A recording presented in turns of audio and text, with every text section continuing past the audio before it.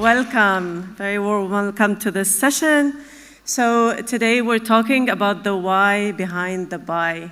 And I love the panel that we have with us, and I'm going to be starting with Anna from New Balance.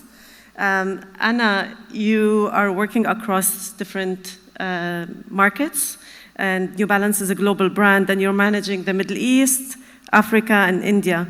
How do you adapt global brand messaging to local markets? It's a very good question, especially after lunch, so that we don't all fall asleep after lunch.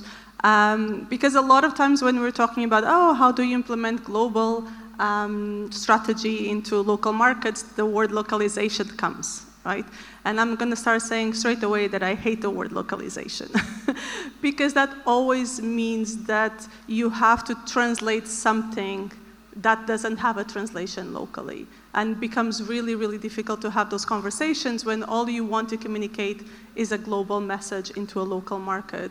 So what we're really trying to do here, and especially being a global brand, is trying to see what are the local stories that make sense to the brand globally. And I always say that you have to make sure that you connect to the community, that you have to understand what are the messages of the community, and then drive the marketing strategy around that. Because nowadays, globalization makes global messaging pretty much consistent across the globe, right? It's very difficult. For instance, at New Balance, we really talk about being the brand that's the intersection between sports and culture. So not all the way to performance, not all the way to lifestyle, but being there right in the middle, right? Like when we're talking about having a cool, healthy lifestyle that, you wake up in the morning, you put a pair of kicks. With that same kicks, you can go to your yoga class, and then you can go to the office after. So when we're creating these local conversations, we are really trying to see where is the consumer? Where can we have these conversations that sound truly authentic? I'll give you a couple of examples. One of them is obviously very cliche. We've created a Ramadan collection. Sounds cliche, but for a global brand, that's obviously something quite unique.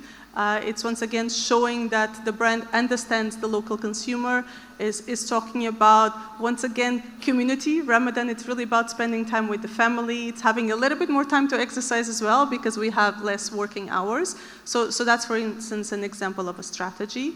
Another strategy that we just did recently, I don't know about you, but most of us nowadays, we either spend time at the mall or at the coffee shop. So specialty coffee, same way that burger houses were a big thing a few years back, now coffee specialty stores or shops seem to be the big thing, right? So that's where we, outside of the malls, where we connect with our friends, with our social clubs, with our running clubs as well. So for instance, I don't know if you guys know, but we took over Concrete, the coffee shop in Jumeirah, last weekend together with our e-commerce partner, Unas. And we had like a whole activation around coffee and around creating some vintage photography, showcasing obviously shoes.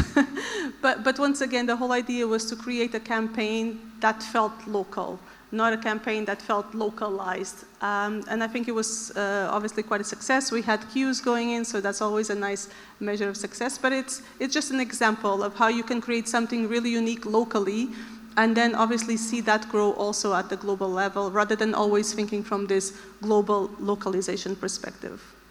Thank you, Anna. And I really love that perspective, because I work with a lot of brands and they focus so much on promoting the product. But what I love about what you're saying is that you're focusing on the story and the experience the product is creating, rather than the actual product in your messaging. Is that the case? Absolutely, absolutely. It's, I mean, once again, this is a bit cliche as well for marketeers, but it's really about storytelling. And obviously, we're very fortunate at New Balance that we have great products. A lot of the times when we're talking about it, it's not just about how cool it looks, but it's really comfortable as well, right? There's all the running technology from the past as part of the footwear that we have, as part of the apparel that we have.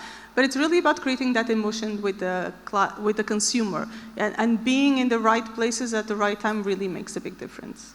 Bhavna, so furniture is a tactile experience, yet the consumer journey has shifted so much online and is now digital. How do brands in the furniture industry translate the sensory brand experience across screens? Thank you so much, Lubna.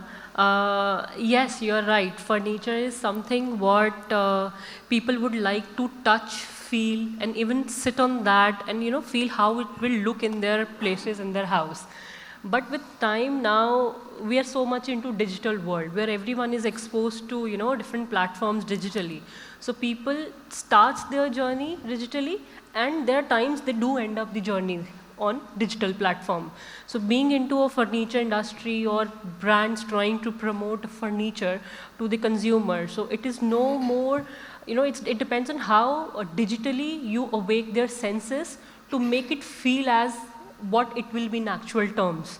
So what brands or what we are trying to achieve through digital platform is that we are moving away from static images. So now the new era comes where we have 360-degree photography, where a consumer can see when you touch a fabric, how does the fabric feels like, when someone touches and how the fabric moves, how does the fabric look when it is in a warm tone or a dark tone. So it all, what a consumer can see that in a retail store or any outlet, we're trying to make that achieve from a digital platform very convenient for a consumer to come to a point where they can, come to a decision making. So when as a brand we get that right, and when everyone says photography, professional photography is good, but I hope everyone in the room will say, rather than buying just a furniture, you will love to see how if someone or toddler will jump on a furniture, it will not break. So that's what everybody wants to see that. So digital is the next era now. Being a furniture retailer or anyone in the market needs to adapt to it as soon as possible, and it should be fast enough. So touch is always a better, but when we get that emotion right digitally, even the screen becomes that, it connects that emotion with the consumer. So yes, we try to make that, a touch on a screen, a feel, if they are comfortable, if they are in their store, or how do they feel it. So through different user generated content, through crafting stories behind the scene, we try to bring that reality. That's your house. It can be messy, it should not be perfect all the time. So yes, this is how we are trying. We're still in a way to reach that point. Every day, everything it's a learning. So yes, so consumer is very smart in terms of digital era now, and brands are working towards that. Yeah, and I love that you mentioned that it's messy or real, I would say, because that's what consumers want. I wonder how much of what you are doing is using AI. The magic question. See, I'll say both. Yes, AI definitely plays a good role in terms of bringing, those things into picture. But when you start creating content where you bring actual people into that space, and you create a space which looks like a home. We don't make it look like a showroom. You don't see a showroom which have a sofa. You see an actual house created where dining table does not have perfect six chairs with the a glass proper. You might have a toddler who has thrown things on the floor. We try to make it as simple as possible so that audience connect to us. That connection is very important. Yeah. I love that, and I love the mention of the toddler and the home. It's very, very real. Thank you. Jack, may I come to you? And if we could please share the mic. All right, and before I came on the stage, I had a beautiful quick demo with Jack, and I absolutely love what he has. Thank you. You have to all see it. So Jack, what you have is a premium, scalable, efficient content solutions, and what you do is you deliver 200% more assets, 5 times faster, and with 50% less effort. And I absolutely loved what I saw. My question to you is, how do you produce high-quality content at scale without compromising quality and creativity? And yeah, how do you do that? Yeah, so a great question. Automation and creativity, right? So we think automation alone, it's like buying a treadmill and expecting habits automatically happening to you. we obviously need to maintain a creativity while we, selecting out so many variations of different contents. Now here in Fancy Tech, we train branded AI, meaning whatever the brand's product, the brand's assets in our platform, we were given extra care, we're given extra training to make sure the integrity of the product or the brand assets is accurate. And by that way, whatever the assets that comes out of the platform will be, safe, not only safe, but good looking. And then at the same time, you get multiple assets as I've just shown you earlier in the demo. It's a beautiful cake, and then the cake looks all the same. It's exactly what the customers wanted. Yeah.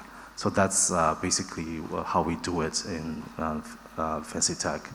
And by doing that, like I said, we, one of the customers came to us, and basically we've improved 230% by our improvements, and reduced more than 60% in time production.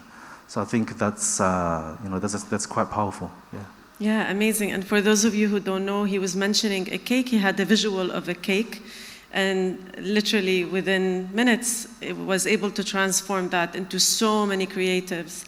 How many minutes does it take exactly to do the transformation and to pump out tons of content? The generation itself doesn't really take long. I wasn't really counting. The gentleman sent me the image from Instagram, and we keep chatting, and then voila, that is, like 4 or 5 different variations. Yeah. Amazing. Amazing. Just a few minutes. Yeah. Yeah, thank you, Jack. All right, Ketki. Did I say that right? Yes? Absolutely. Okay. So hospitality and food are experience-first industries. And I'm curious, how are you reimagining omni-channel engagement to keep guests coming back in your industry? So omni-channel is obviously a strategy that a brand or the industry chooses to opt in for. I would say we believe in a twofold strategy. There has to be an omni-channel approach where you have to put your brand out there, and the brand has to deliver a seamless and a cohesive experience to the customer. That goes across for any brand, I would say, be it a lifestyle brand or a furniture brand or a food brand for that matter. So their brand presence on multiple channels, be it your restaurant, in-store, your menu, to your online presence, to your website or a third-party aggregator, needs to be an experience for the customer. So that is where we believe that the approach should be omni-channel. Vis-a-vis, the targeting of the customer can be a multi-channel approach. We want different audiences, different set of customers to try Indian food, for example. But does that stop me from serving a pizza ad to that customer? Of course it does not. Is it a 360 approach? Yes, as far as possible, we try and maintain that.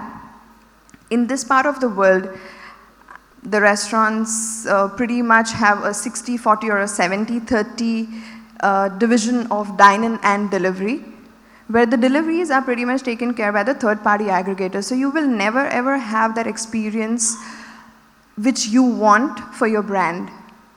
You are, of course, dependent on the third party for that. But where does your omni-channel approach comes here is, you maintain your brand standards. Please make sure your logos are similar, your food looks identical on all platforms where you're trying to talk to your customer. So it's a twofold approach basically, both, wherever it applies. Yeah, and I really love that. I'm an alumni of Coca-Cola. I used to work in Coca-Cola, and they focus on omni-channel also. It's really targeting the customer at all touch points, at all times, as much as possible. So I really love what you're doing. Congrats. And Mark, if I can come to you on the other side. Mark from the Giving Movement, which I love also. I love everybody. Mark, you're positioned at the intersection of tech, operations, and brand. How is your team leveraging technology not only to drive efficiency, but also to drive consumer loyalty so your customer keeps coming back over and over? Yeah, sure. I guess I'm sure most people know the brand. Probably don't know the history exactly. We obviously started up online. Probably the biggest hype at the time, I would say 3-4 years ago. One of the biggest success stories in the region actually of a local brand, so it was amazing at the time. And then obviously online became very challenging, algorithms changed, marketing became very inefficient. And so we brought in a kick-ass team to start up a retail channel. So we went full omni-channel. It started off with just one store, and now it's morphed into 12 stores all around the GC, eight of them actually in Dubai and Abu Dhabi. So with that said, we had to kind of change our way of communicating with the customer, and we looked into many things, AI this, and different program this, the retail OS this, and many different factors, but we decided just to keep it super simple. Ultimately, people want a desirable brand that they believe in, and that's very much what we do. It's in our DNA that we kind of create that positive impact, that desirability, and everything we do, our ethos is very much impact driven. So we kind of make sure that all of our content, we have our own in-house content team, making sure all our content is very much on brand, constantly spilling out on different messages across the board to different kind of customer personas. And then we take it to the product side. The product side has to be obviously very premium, and it has to, we're a premium price product as well. And obviously the customer has to feel that differentiation, either the softness of the product, the kind of oversized, very comfortable product as well. Obviously eco-friendly to top off. And the last piece is what we're really focusing on right now, is that obviously a lot of people do talk about omni-channel, but what does it mean behind the scenes? And it means you've got a crossover of customers across both channels. And so happy to announce that we're actually 35% of our customer base is omni-channel at this point, which means they have shopped in both channels. And we actually built our own in-house OMS system, which kind of runs across both channels. So whenever you come in the store, we know exactly who you are, what you've been up to in the past online, when you shopped last, what products you like, what colors you like, what kids' sizes and everything, loads of different bits and pieces of information. And then we wanted to make sure that that experience wasn't just robotic. So you'll notice if you visit one of our awesome stores, it's very much an elevated, very localized experience where it's really about our origins in this region as well. And then obviously on our app and web as well, everything is very much smooth, fast. The UX is very much focused on in a lot of ways. So you see a lot of similarities on both sides. But the piece of the puzzle that we're constantly trying to solve, since we're talking about MarTech, is that where does our marketing dollars go to? Because we spend a hell of a lot of money trying to portray that message across many different channels with all the different content strategies and things. And so now we're in a really good spot where we actually are measuring ROAS across both channels, across all of our customer base. So I think it's been amazing to actually see the LTV increase for those omni-channel customers over the past year or so. And now we're actually looking to deploy a new program, a new loyalty program actually in the next, I would say, next 2 months, which basically kind of provides even the value to the customer as well to keep on shopping on different channels with points and different, remuneration strategies and things for them to continue to come back and shop with the brand. So yeah, it's been a really exciting journey and very complex in terms of data and MarTech, but we're there, and we're hoping to come out the back end of this quarter with a brand new loyalty system just to kind of nail it on every angle. Yeah, and I think what I love about your brand is it started with belief, right? And I think you redefined a lot of things in the region. Can you talk a little bit about that belief and how important it is? It's funny you use the word belief, because that's actually going to be our entry point in the loyalty system called Believer. So our entry tier is called Believer, because that's exactly, you speak to many people about the brand, and the first thing you say is, I heard the teaching, oh yeah, I love what you guys do, I believe in what you guys do, it's really proud to wear you guys. And so we obviously honor that and try and make sure that, everybody can be part of our journey. We constantly do competitions online, send us in your UGC content, we'll post you, come into our studio, you will do shots and everything with the customers, and that's actually going to be part of the gamification of the loyalty system as well. When you get into a certain tier, you'll get exclusive access to come and review our designs and give feedback to the team about the new products and things as well. So yeah, it's been a hell of a journey, I would say, but yeah, really exciting. Yeah, I picked up that word. I'm a huge believer. Simon Sinek always says, always start with the why. And I really picked up that word when you were speaking, because you're starting with the belief. So I love that. Congratulations. Thank you. Yeah, I look forward to seeing the end result. Pravin, so how does DOCIB see consumer evolution shift healthcare, and what's one way your pharmacy is adapting to better serve the consumer of today? So when we talk about consumer evolution in healthcare, let me be more precise towards the subject or the forum that we are here, which is retail. So healthcare retail is pharmacy, right? So we see a significant shift in the consumer behavior at a larger level. The reason being, I should say, thanks to COVID, because it's not anymore people walk into a pharmacy with a prescription.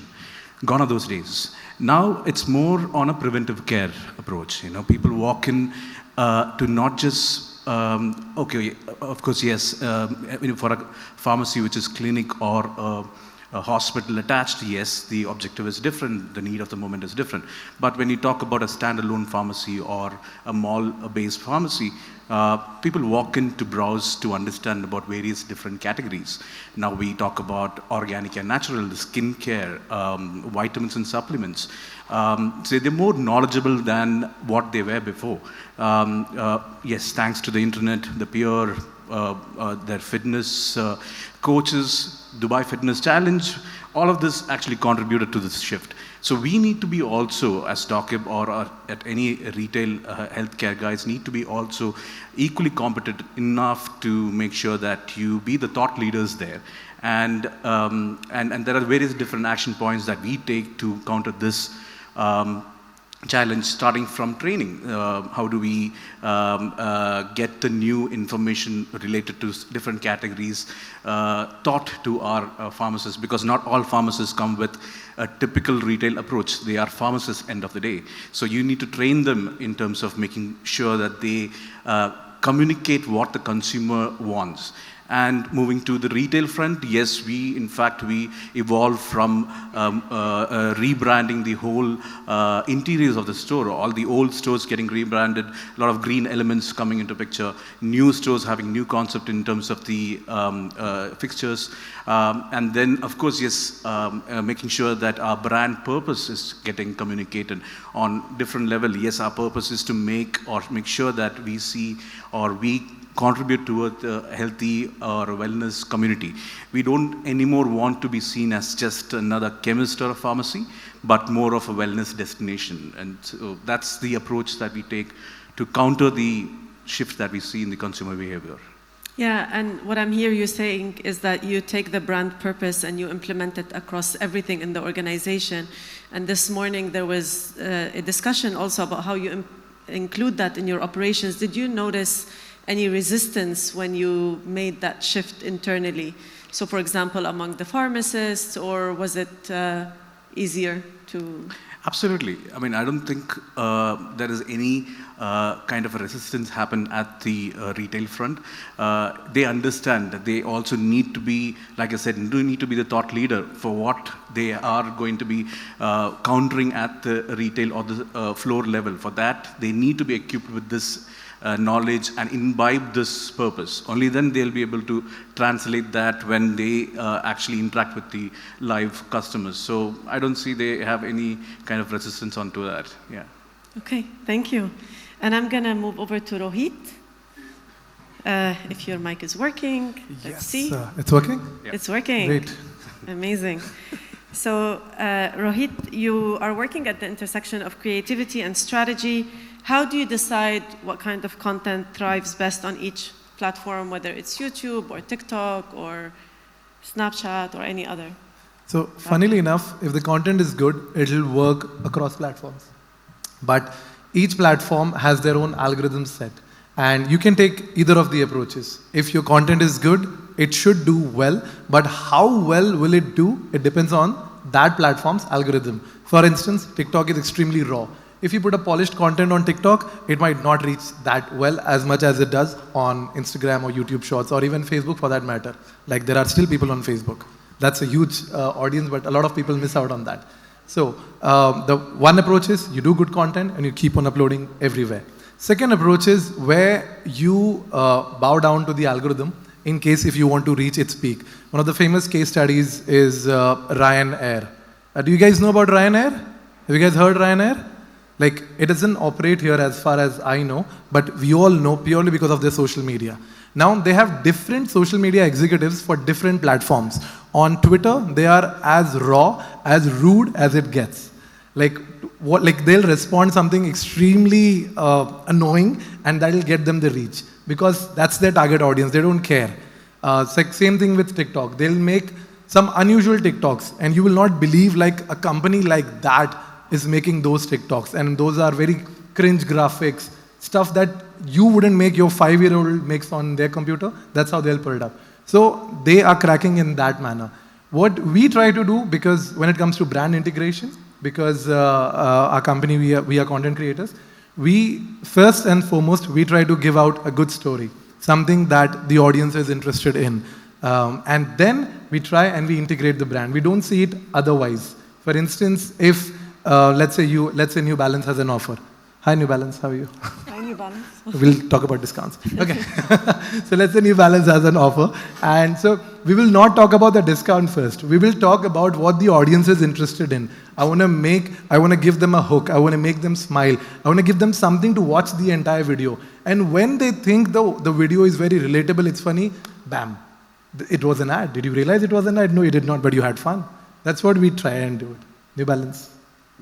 Amazing. And you're talking a lot about adaptation. What happens to a brand that perhaps does not have that is not able to do all of this adaptation? Do they then work with you on that adaptation? I mean, yeah, you can work with me. Thank you, Lubna, for that. You're welcome. See, I'm promoting everyone here. So, as I said, there are two variations. One, you create good content. Take Red Bull, for example. Yeah. Now, Red Bull, they never promote Red Bull, but they promote what you can do after drinking Red Bull. That is like jumping off a plane, or skateboarding, or swimming with the sharks, or whatever. They never promote their product. So you put that content and you splatter it across everywhere, depending on, and the only way you package it differently. You've shot someone diving from the plane, now how you package it. If you use a trend that's trending on TikTok, and you put it up using that trend on TikTok, it'll do better than uploading it just as it is. And that is one mistake which I feel a lot of marketers make, is they'll create a great video, but they'll not adapt it based on the social media platform where they are uploading. Wow, I'm sounding so smart. Thank you. Sayed. Sorry, if I can just add, it's me. Yeah, sure, go for it. I just want to say that because I have worked on one of our brands with Rohit's brand, what he said actually works. I just want to share this here. We actually gave him a script and said, this is a product, this is the offer. He said, no, I'm not going to put that offer out.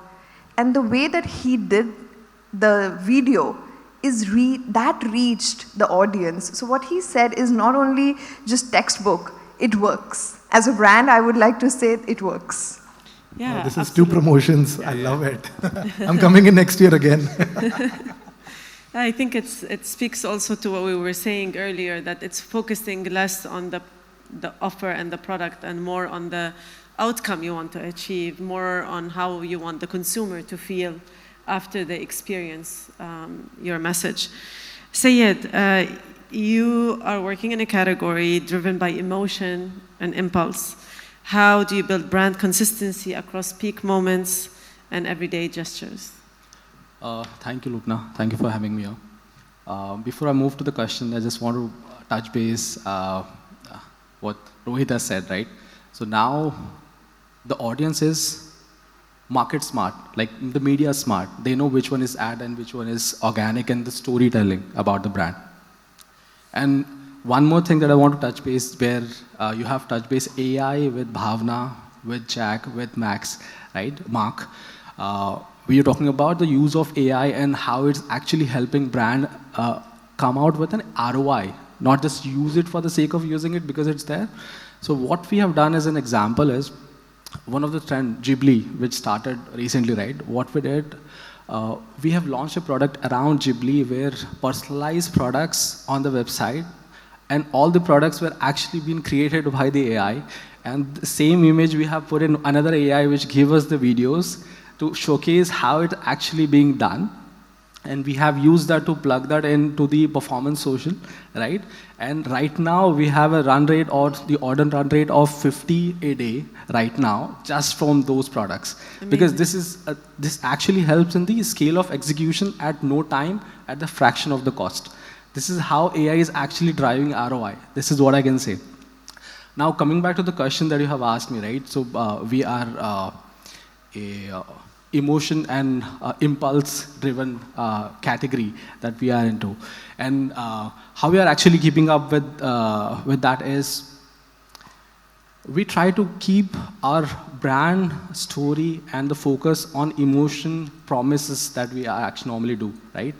And at FNP, what we do is we keep the looks and the tone consistent, but we do the adjustment basis on the occasion, the messaging, basis on occasion and the market that we are actually trying to relate with.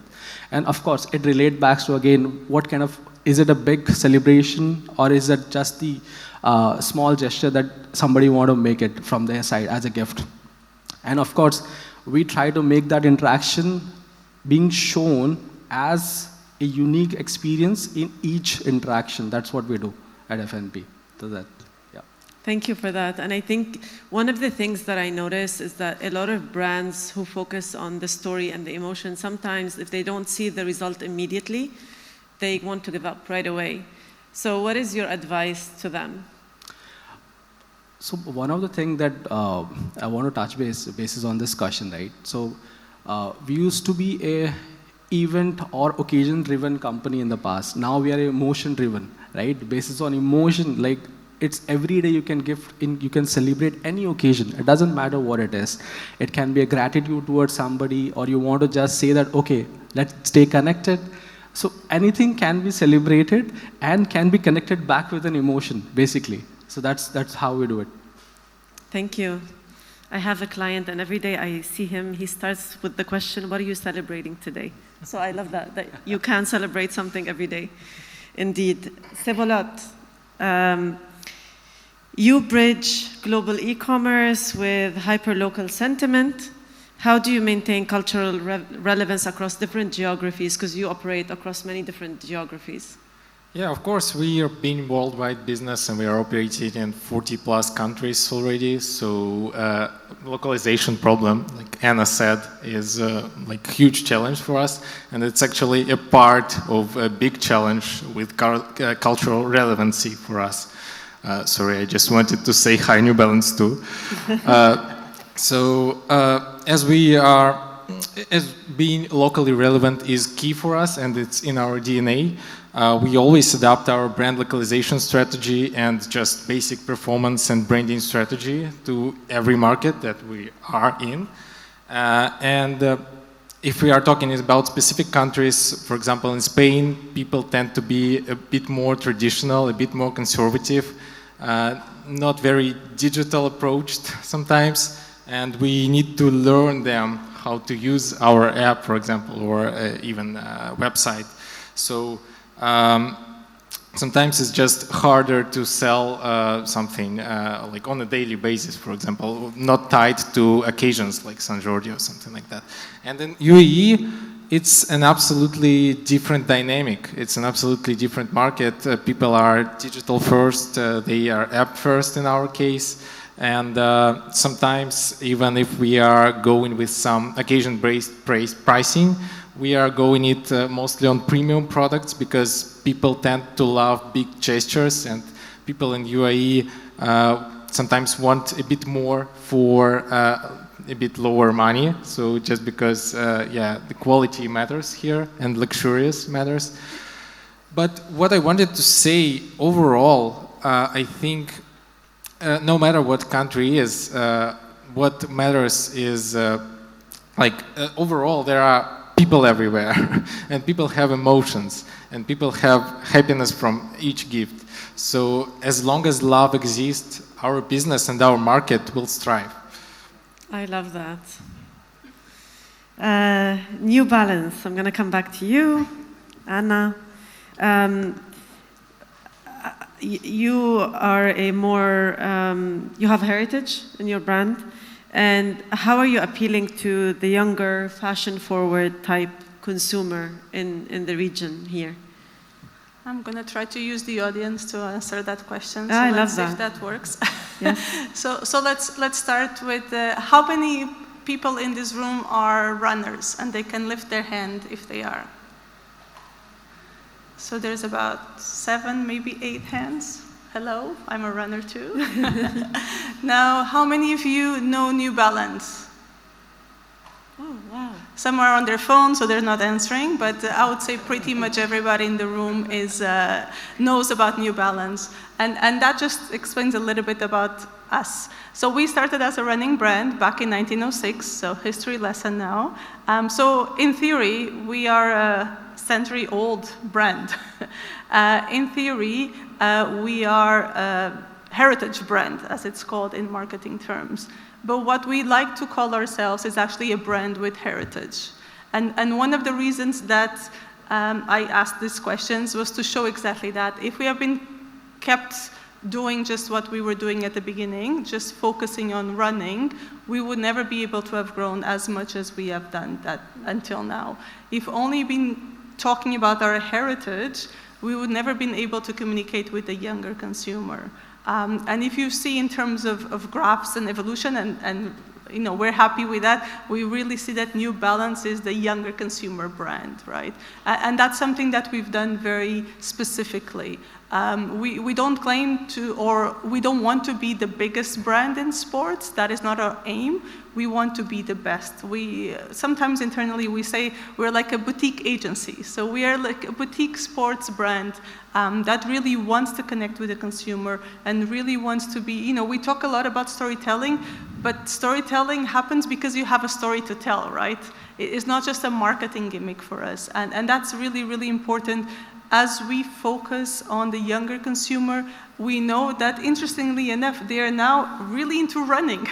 My generation was not that much into running.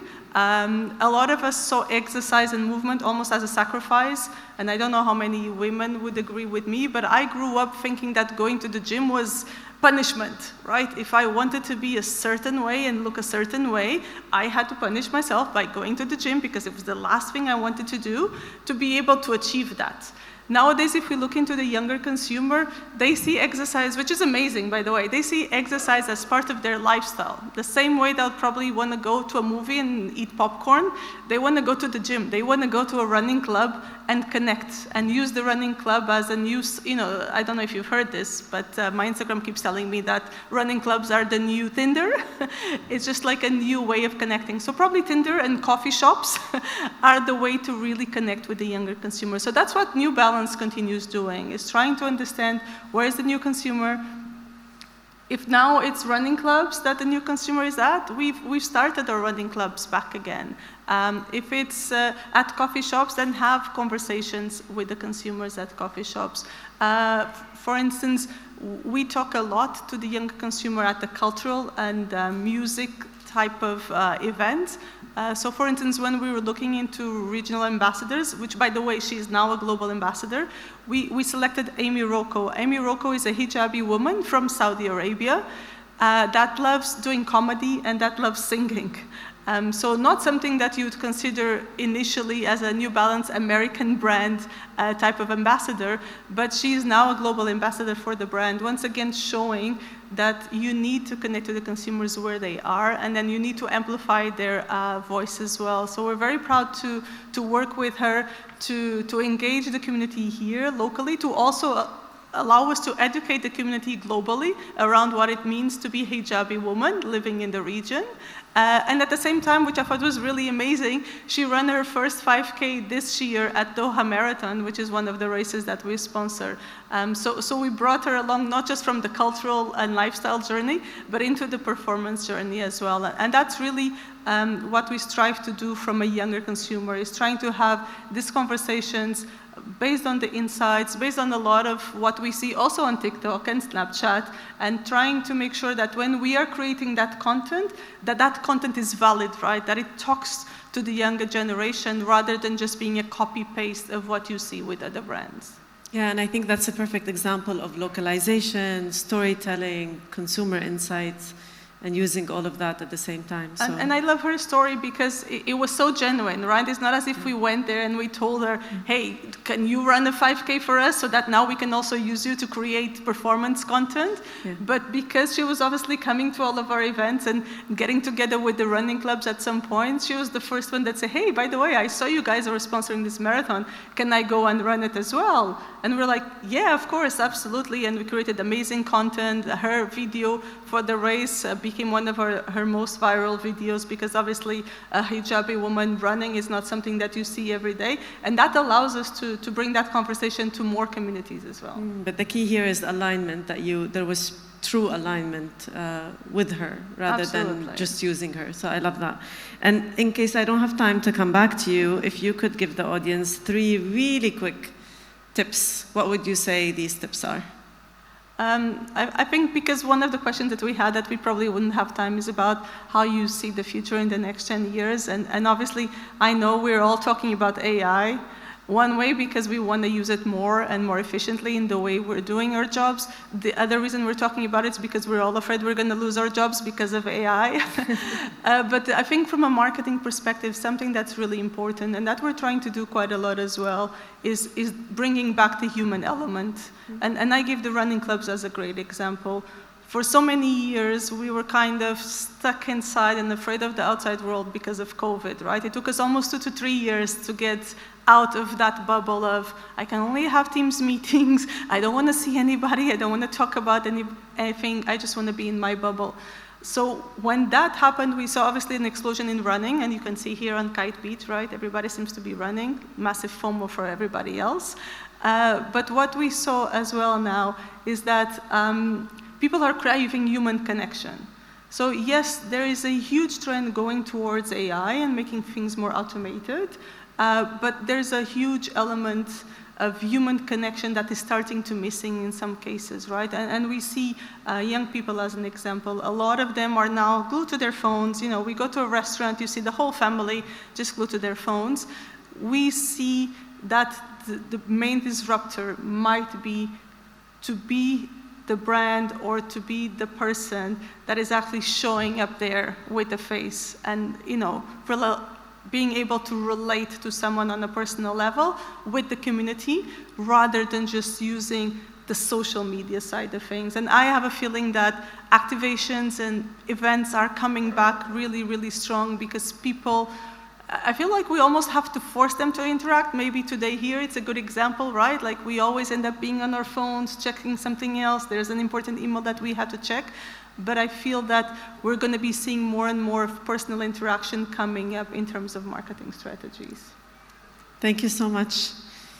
Bhavna, if I may come to you, there's a lot of talk about personalization in marketing and the importance of personalization. How do you use it? And perhaps, again, in case we don't have time to come back, as I see there's only 15 minutes left, what would be your top 3 tips to the audience? And perhaps if you could include personalization among these. Thank you. Thank you, Lubna. You can hear me No, now, we can't hear you. Okay, so I'll take this. You can hear me now? Yes. Yes, thank you, Lubna. I will say about personalization is nowadays not just an email which comes to your inbox and says, hi Bhavna, dear Bhavna. Personalization have grown, evolved with time. So when you talk about make consumer, make client, or make whosoever looking towards your brand or trying to understand the product, make them feel that you know them. Make them feel that we understand you and we're trying to solve a problem for which you're looking for a solution. So imagine a scenario where you have a young couple. I'll go into furniture industry because there is where is my core. So young couple looking for a furniture, they will look for something which is compact, which is trendy. You look for a family of 5 who is looking for something comfortable, who's looking for something which is durable. So same set of furniture, but when two different audience look for that particular furniture, they look for what they wanted. So being a brand, we need to understand what does personalization means to them. So if they are searching that particular product, we need to show them what they want. So data plays a very big role in this. So we capture what consumer want. If they're looking for something, a sofa, we're not going to show them a dining space or a bean bag or something else, Try to understand the consumer and see their pattern. So in furniture, seasonality matters a lot. So it's not an impulse buy. So it's not like you see an ad for a furniture and you made a mind immediately that, oh wow, I just want to buy a sofa. So it's not a restaurant, or it's not, something, a fashion cloth that you see and or over a weekend you plan and you go there. So it's something you need to have a need for that. And if someone is searching for that, definitely it's a need, and we need to immediately show them exactly what they want and try to convert them. So that's the key. So in this industry, you don't have much chance in terms of, playing around, trying, you just have to, show them exactly what they want. So data is very important. So that's the key of personalization now. Make your consumer feel we know you. And how do you scale that? Or what's your number one tip to scaling that? Is there a tool or something that has helped you? See, definitely, if I have to talk about personalization to understand that better, yes, data. Data plays a key role. So understand when they search, what they search, what is their requirement, and just provide them. Don't show them everything.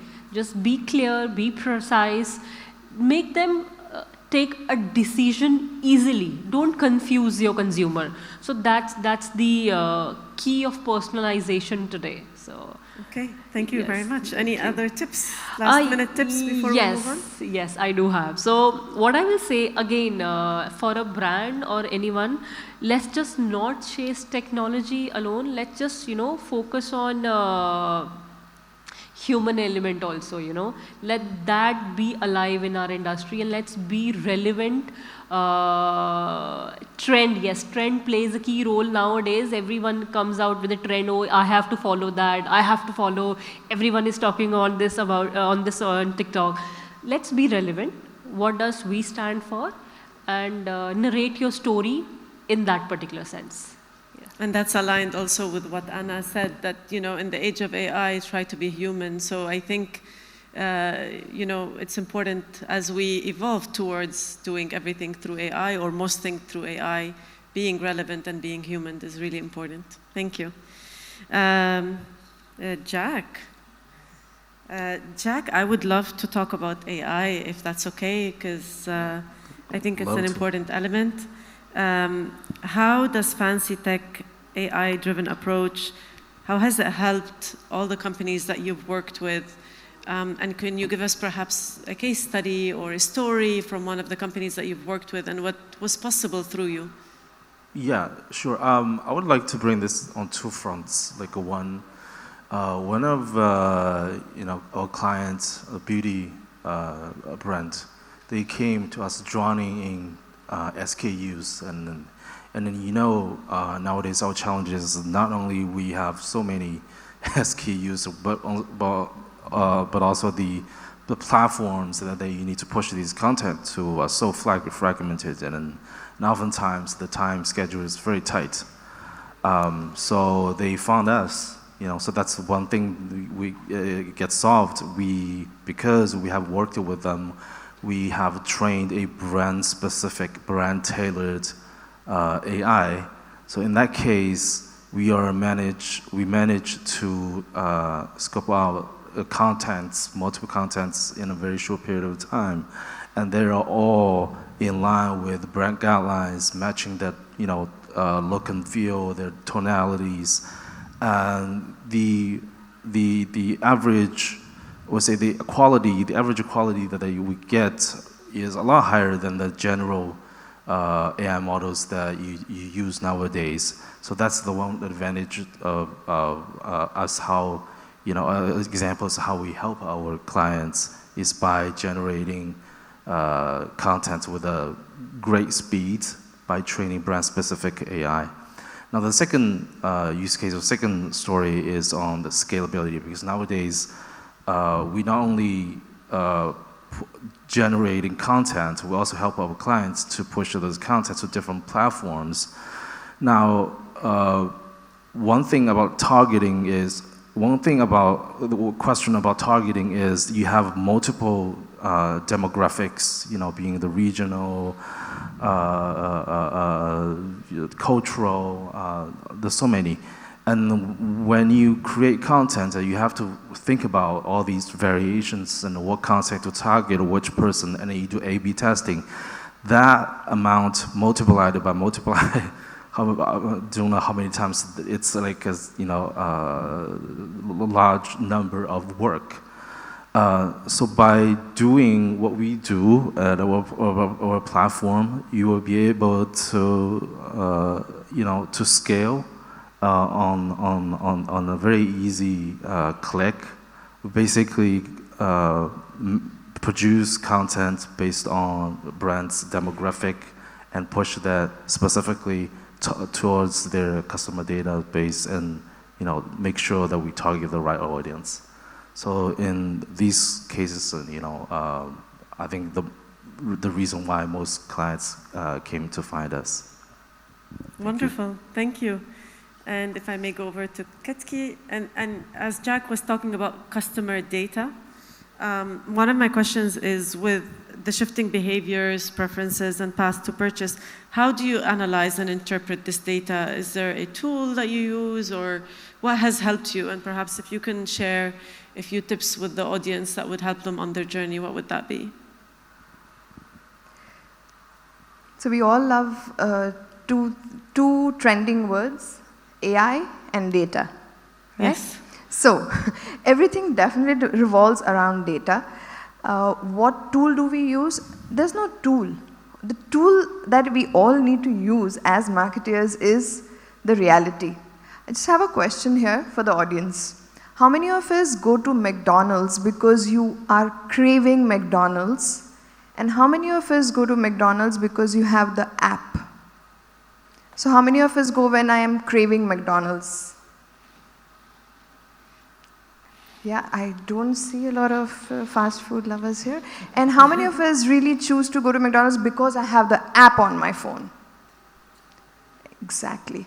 Now that's data. That is data. Because now even if I'm retrieving data from my app, from my point of sale system, but if I'm not using that data to analyze what my customer is actually doing, what are they liking, what are they not liking, then just don't collect data.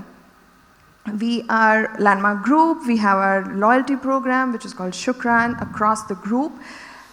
That definitely shows us the consumer behavior. But for us, let me take an example of CityMax Hotels. We have 6 properties across the UAE. Within those properties, we have different F&B outlets. I'll take an example of Huddle Sports Bar. We have a similar outlet in Bar Dubai, but we also have one in Barsha.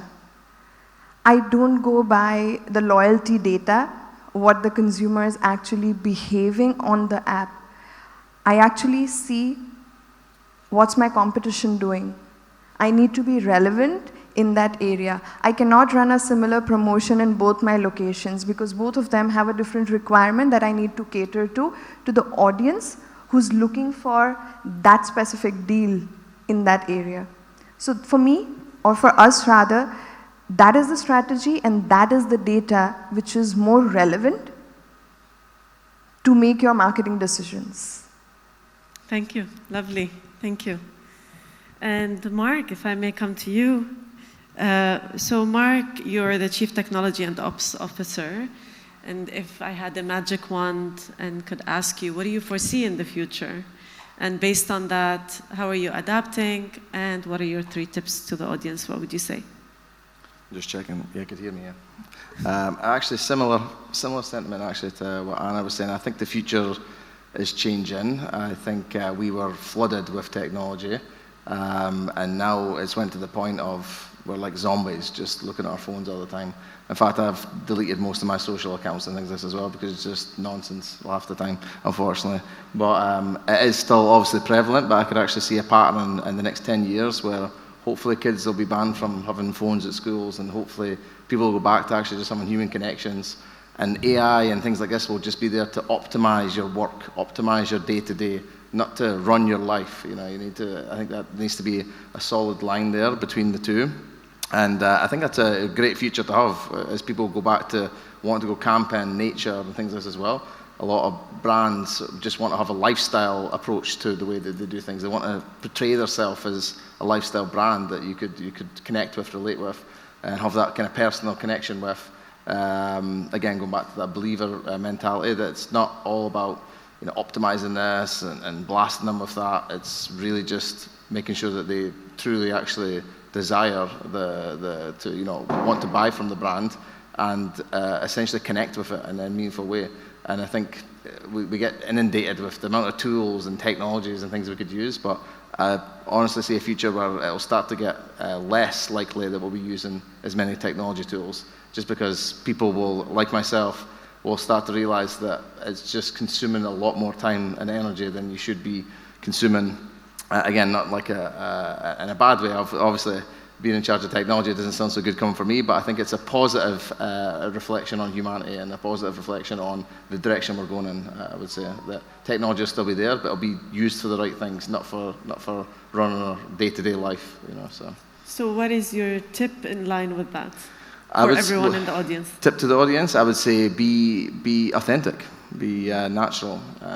Get in while you can, because otherwise, if you're too late to the game to be authentic and actually just toning down on all the craziness and things that you could adopt, just be authentic. Just be a brand that people appreciate, that feel proud of wearing and or buying from, and you will outlive the rest.